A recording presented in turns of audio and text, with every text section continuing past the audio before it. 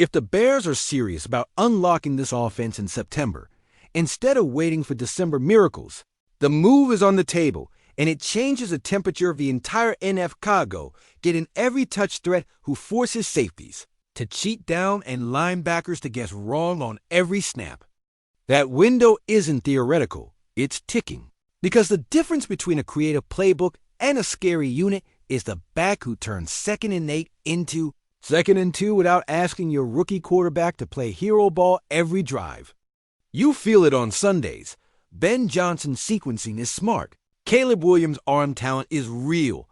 DJ Moore and Rome Oduns are bullies at the catch point. And yet the run game doesn't consistently tilt the field.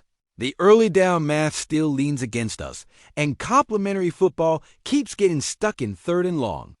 That's why this is not some fantasy team daydream. This is the cleanest football solution on the board. Call New York and ask what it costs to put Breece Hall in navy and orange right now.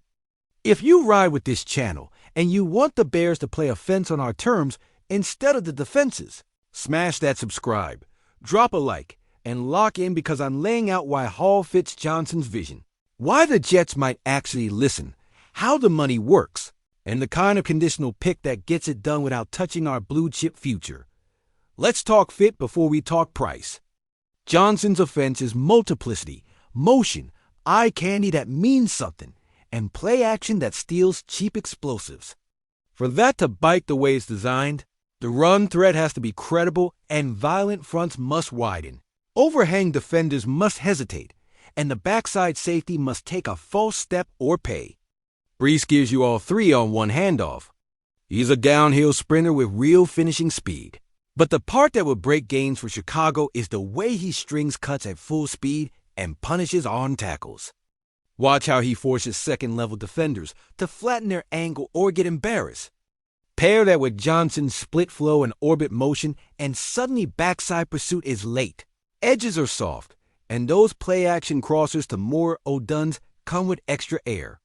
And because this isn't 1998, the back has to catch.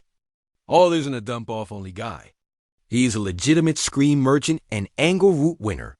Put him on fast 4-strong looks with Cole Kmet as the traffic creator, leak Hall late, and you've got a guaranteed QB exhale outlet that turns pressures into chunk plays. Caleb doesn't need training wheels. He needs a back who buys him one more beat and a little cleaner picture between the hashes. That's the entire thesis here. Now the calendar matters. You don't make this call in Week 14. You do it while your season arc is still pliable. The Jets started cold and their timeline is muddy. If they drift further from contention, a front office with new fingerprints might prefer picks over paying a running back soon. We've seen this league's market. Elite runner. Yes, but positional economics are stubborn. And teams trade good backs for less than fans expect when the cap puzzle and roster build demand flexibility. That's where Chicago's leverage lives. We're not shopping for hope. We're targeting a very specific edge. Early down EPA swing, red zone spacing, and fewer hero throws in muddy pockets. That's how you protect a franchise quarterback without turning conservative. You make defenses labor for every stop money check. Hall is in the final year of his rookie deal translation. You can add a top-tier skilled talent at a modest cap number without breaking your structure. If he detonates in the system, and I think he does, you negotiate first rights on an extension from a position of strength, with our QB on a rookie contract and a core of pass catchers already in place. If the chemistry isn't what we think, you walk in March with your draft ammunition intact and potentially a comp pick in the pipeline. This is what smart teams do when the window is opening. They rent production that lifts their young QB's floor and ceiling simultaneously, then decide with real information. Scheme-wise, the ripple effects are immediate.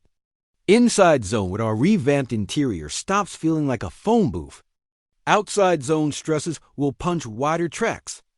Duo becomes a body blow call again because Hall makes the unblocked safety pay, not just survive. In the gun, you get RPO teeth linebackers pinched by slants to Moore or bubbles to Oduns, then punished when they widen and Hall hits the A-gap crease. Under center, the bootleg game Breeze. Defenses bite just a little longer, and Caleb gets half-field reads with green grass. Short yardage? You still need displacement, but a back who hits holes with tempo makes the difference between stalemates and surges. Red zone? Motion to stack, quick toss look. Pivot to leak Hall holds the flat defender. Kmet sneaks behind, or you slip Hall on a Texas route against a mugged-up backer and let him win in space. All of this is already in the playbook. It just hits harder when the back is a threat to go 40 every time a safety takes the wrong step. Okay, but what's the cost? This is where caution meets aggression. You don't move a first or second for a running back in today's league. You build a conditional structure that pays big only if you get big. Think along these lines. A 2026 fifth that becomes a fourth if Hall hits yardage TD thresholds, or if Chicago wins a playoff game with him playing 50% of snaps in X number of games. Add a late round sweetener or a practice squad caliber player if New York needs a body, but keep your premium picks for trenches and coverage. The condition protects you from variance while signaling to New York that you're betting on the player, not just the idea. And yes, you can get creative with timing tie escalators, all-purpose yards, or snap share to account for usage in Johnson's rotation with Dandre Swift, Roshan Johnson, and the packages that already exist. This isn't about burying Swift. It's about changing the defense's math so everyone gets cleaner looks. Swift becomes the lightning changeup and motion gadget. Hall is the foundational stressor. Why would the Jets listen at all? Front office turnover resets priorities.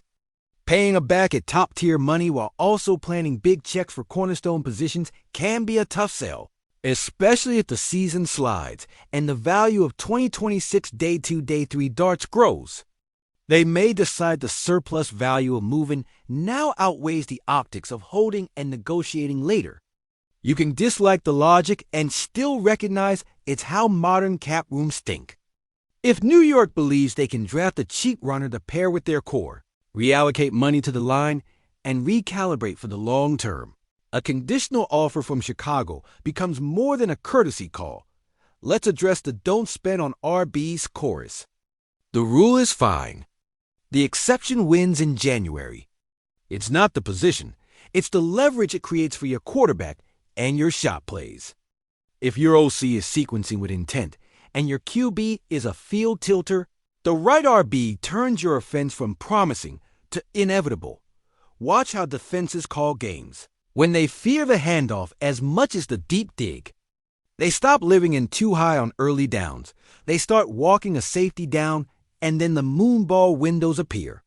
That's how you manufacture explosives without forcing hero throws into post-safety rotations. That's how a rookie QB plays fast without playing reckless. There's also a cultural layer. Hall runs angry. Soldier Field feels that.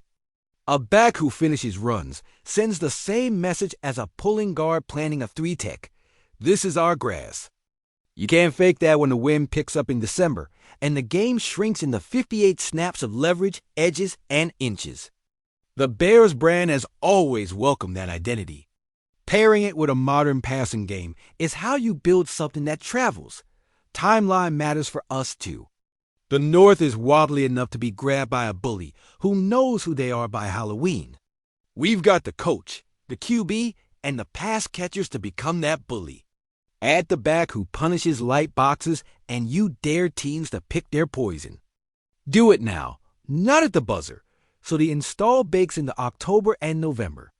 Let Hall and the line learn each other's tempo. Let Johnson find the sweet spots in personnel groupings. Let Caleb build that turn my head, and he's already there. Chemistry on outlets and hot answers. If you're worried about the room, don't be. Great players like running with other great players because the box lightens for all of them. Swift's touches become higher quality, Roshan's short yardage life gets easier. And Johnson keeps the ability to morph week to week power one Sunday, perimeter stress the next, screen heavy the third. Defenses can take away one flavor. They struggle when you have four. Here's where I land. Speaking as the guy who's been begging for a plan that protects Caleb without training wheeling him, make the call. Keep the offer disciplined, keep the conditions performance-based, and pull the trigger if New York bites. The upside early down efficiency, red zone clarity, cleaner third downs, and a rookie QB living in manageable pictures justifies the move. And yeah, I'll put my name on it. I'd trade a conditional 2026 fifth that can rise to a fourth for Breece Hall today, and I'd expect this offense to jump a tier before Thanksgiving. That's my take. What about you? Do you want the Bears to pay a sensible conditional price for a true three-level stress back now, or ride it out and hope the current rotation finds that extra gear on its own? Drop your trade packages, your snap share ideas, and your what it means for Caleb thoughts below. And if you're all in on building a bully in Chicago, keep it here at Bears News Fan Report, and let's go take the North the hard way by running through people.